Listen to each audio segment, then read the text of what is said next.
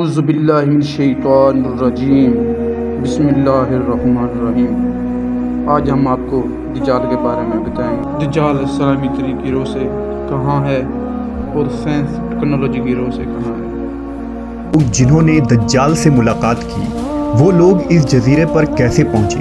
کیا آج بھی کچھ لوگ دجال سے رابطے میں ہیں؟ وہ پر اسرار جزیرہ کہاں ہے؟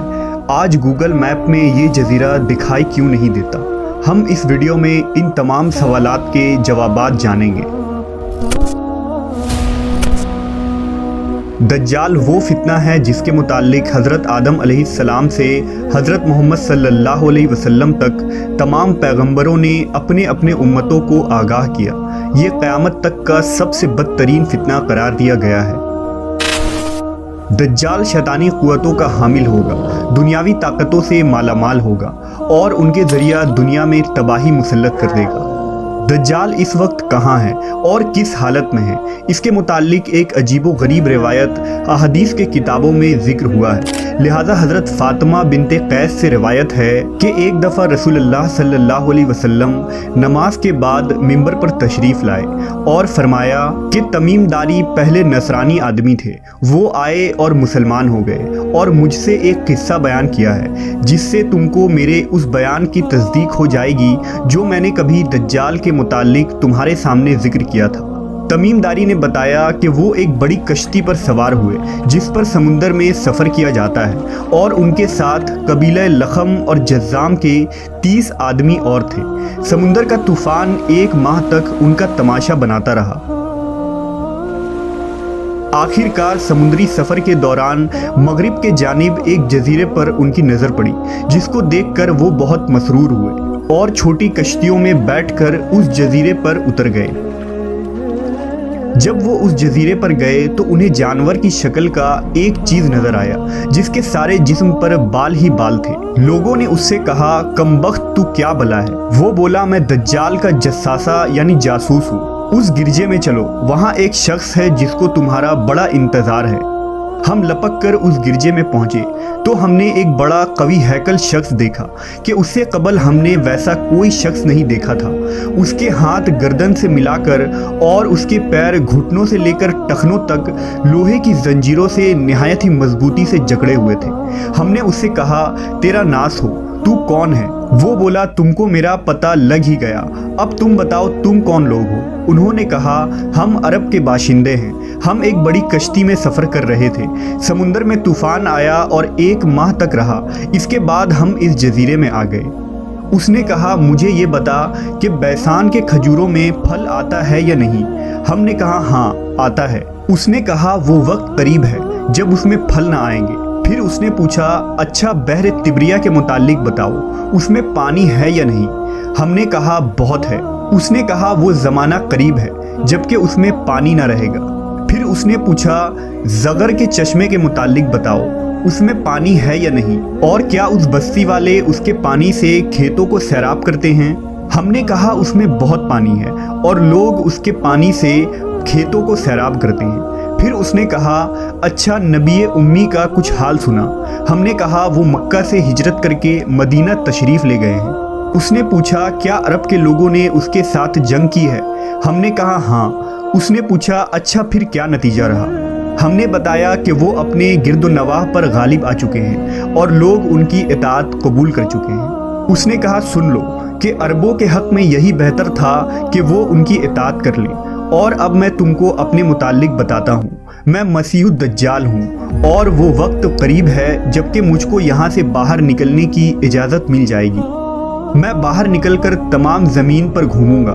40 دن کے اندر اندر کوئی بستی ایسی نہ رہے گی جس میں میں داخل نہ ہوں گا، سوائے مکہ اور مدینہ کے۔ ان دونوں مقامات میں میرا داخلہ ممنوع ہے۔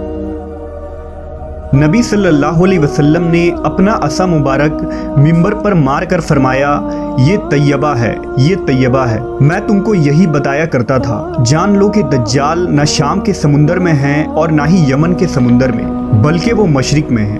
اور نبی صلی اللہ علیہ وسلم نے مشرق کی طرف ہاتھ سے اشارہ فرمایا۔ حضرت تمیم داری اور ان کے ساتھیوں نے جس جزیرے پر دجال سے ملاقات کی تھی اس کا علم آج تک کسی کو نہیں ہو سکا، لیکن اس بارے میں بہت سارے دعوے کیے جاتے رہے ہیں کہ وہ پر اسرار جزیرہ کہاں ہے جہاں دجال زنجیروں میں جکڑا قید ہے۔ بعض لوگوں کا گمان ہے کہ بحر عرب میں موجود سقطرہ نامی جزیرہ ہی وہ جزیرہ ہے جہاں دجال قید ہے۔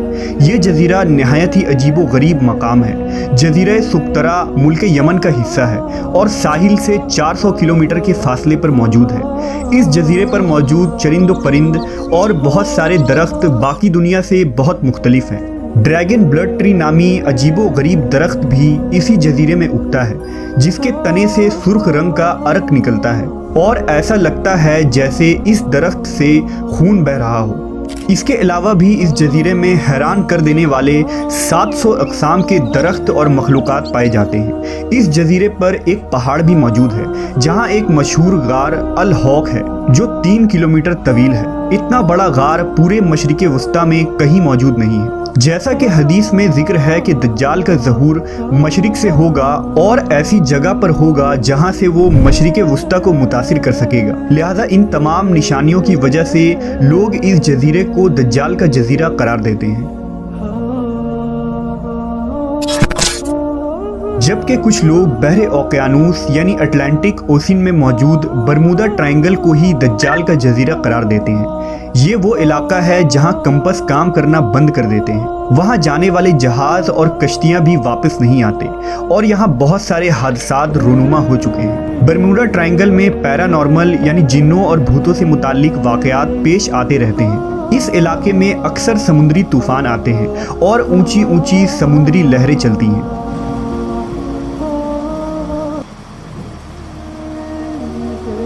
برمودا دراصل کسی ایک جزیرے کا نام نہیں، یہ ایک تکون نما علاقہ ہے جس کے اندر 300 سے زیادہ غیر آباد اور سنسان جزیرے موجود ہیں جہاں آج تک انسانوں نے قدم نہیں رکھا ہے۔ اس برمودا ٹرائنگل پر کی گئی تحقیقاتی رپورٹ کو بھی آج تک شائع نہیں کی گئی ہے۔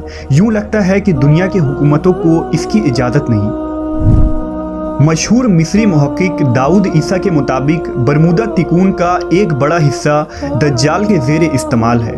اس نے باقاعدہ وہاں قلعے نما محل بنا رکھے ہیں جو تکون کی شکل میں موجود ہیں۔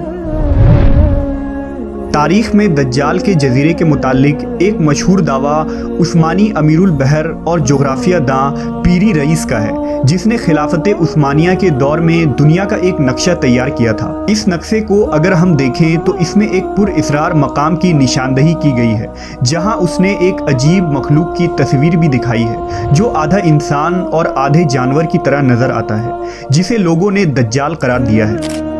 ترکی کے ایک مشہور مصنف قرسان برکان نے اپنی ایک کتاب میں لکھا ہے کہ دجال ایک جزیرے میں قید ہے جہاں سے وہ اپنے پیروکار یعنی امریکہ اور اسرائیل کو ہدایت دیتا ہے، اور امریکہ اور یہودیوں کی بحری جہازیں اس جزیرے تک جاتی ہیں جہاں وہ اس گرجے میں دجال سے ملاقات کرتے ہیں اور انہیں بتایا جاتا ہے کہ آگے کیا کرنا ہے، لیکن یہ معلومات اتنی خفیہ ہوتی ہے کہ آج تک کوئی بھی یہ نہیں جان پایا کہ یہ جزیرہ کہاں موجود ہے۔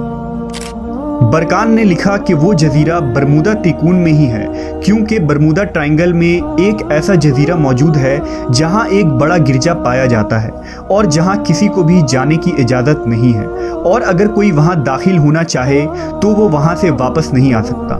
یہ جزیرہ کوئی عام جزیرہ نہیں، یہی وجہ ہے کہ گوگل میپ میں اس جزیرے کی لوکیشن نہیں ملتی ہے۔ نیز کئی لوگوں نے یہ دیکھنے کا دعویٰ بھی کیا ہے کہ اس جزیرے میں امریکی بحری بیڑے داخل ہوتے ہیں۔ عیسیٰ داؤد نے اپنی کتاب میں لکھا ہے کہ دجال زمانہ قدیم سے بحر الکاہل کے ان غیر آباد اور ویران جزیروں میں رہتا تھا، اور حضور صلی اللہ علیہ وسلم کے وصال تک وہ بیڑیوں میں جکڑا ہوا تھا، مگر آپ صلی اللہ علیہ وسلم کے وفات کے بعد اس کی بیڑیاں ٹوٹ گئیں اور وہ آزاد ہو گیا، مگر اسے خروج کی اجازت نہیں، لہٰذا اب وہ برمودا ٹرائنگل کے قریب ویران جزیروں میں رہتا ہے اور وہاں سے اپنی دجالی قوتوں اور پیروکاروں کے ذریعہ خروج کی تیاریاں کر رہا ہے۔ یہ جزیرہ بنیادی طور پر دجال کا ہیڈ کوارٹر ہے، جہاں سے وہ تمام تدابیر کرتا ہے اور شر پھیلاتا ہے۔ اب ان جزیروں میں دجال کا جزیرہ کون سا ہے، اس کا صحیح علم صرف اللہ تبارک و تعالیٰ کو ہی ہے، اور اپنے مقررہ وقت پر اللہ کے حکم سے دجال ان جزیروں سے نکل کر انسانی آبادی کی طرف آ جائے گا، جو ہمارے لیے ایک آزمائش اور فتنہ ثابت ہوگی، جس فتنے سے بچنے کے لیے نبی آخر الزماں حضرت محمد صلی اللہ علیہ وسلم نے ہمیں راہ دکھایا ہے۔